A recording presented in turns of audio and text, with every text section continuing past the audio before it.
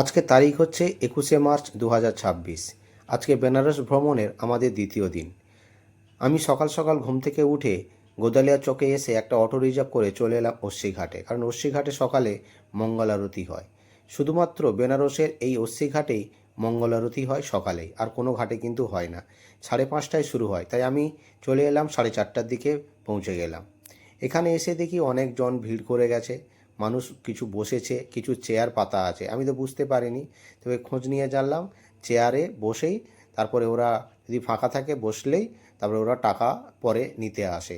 ফ্রন্টের দিকে চেয়ারে একটু রেট বেশি, 500 এরকম 400 করে নেয়, আর পেছনের দিকে 200-300 টাকা করে নেয়। আমি একটা চেয়ার ফাঁকা পেয়ে বসে গেলাম 200 টাকা দিয়ে।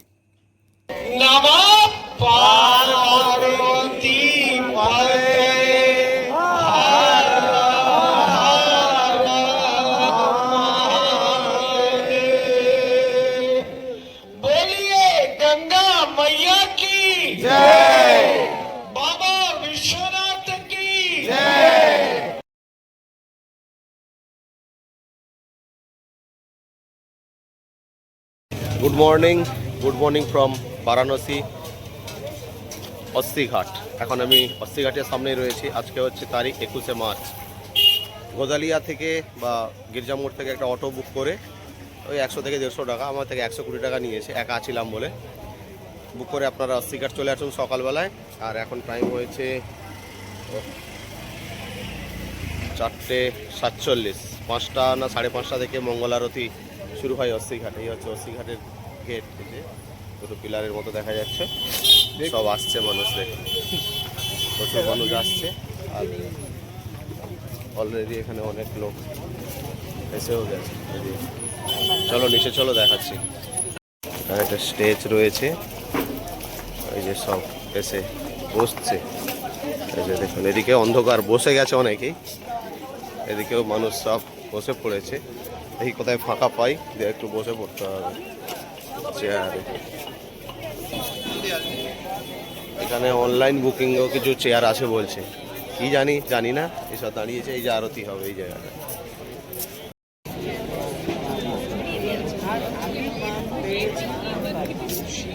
आप लोग हट जाइए भैया।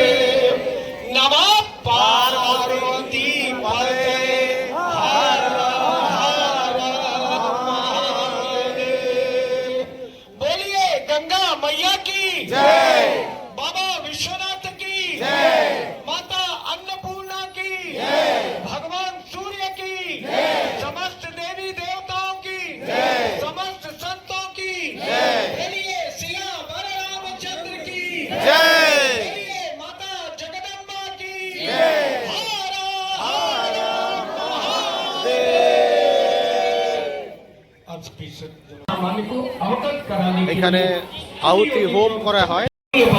অস্তিঘাটে সকালের মঙ্গল আরতি হয়ে গেল। এই যে এখানে পেছনে হোমের জায়গা, এই যে হোম হবে এখানে, হোম হয়ে গেছে অলরেডি। চেয়ারে যারা বসে তাদের পয়সা ইনক্লুড করা থাকে, এক্সট্রা পয়সা দিতে হয় না এখানে হোমের জন্য। নাহলে আপনারা এমনিতেই হোমে বসতে পারেন, তাতে হয়তো এক্সট্রা কিছু পয়সা লাগবে হয়তো। খুব সুন্দর এখানে পরিবেশটা। চেয়ারের ভাড়া 500, 200, 300 বিভিন্ন রকম। আমি 200 টাকায় বসছিলাম, বেশ ভালো।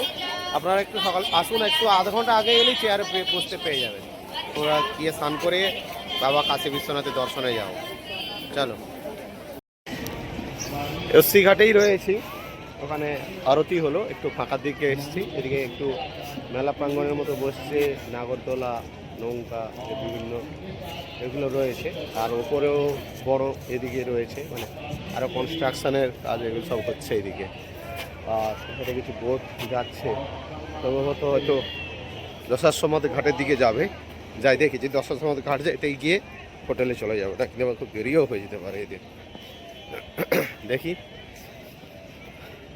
এই দেখুন সব মেলা প্রাঙ্গণের মতো বসছে। সন্ধ্যাবেলা বেশ আলো জ্বললে তখন খুব ভালোই লাগে, বেশ ভালো লাগছে।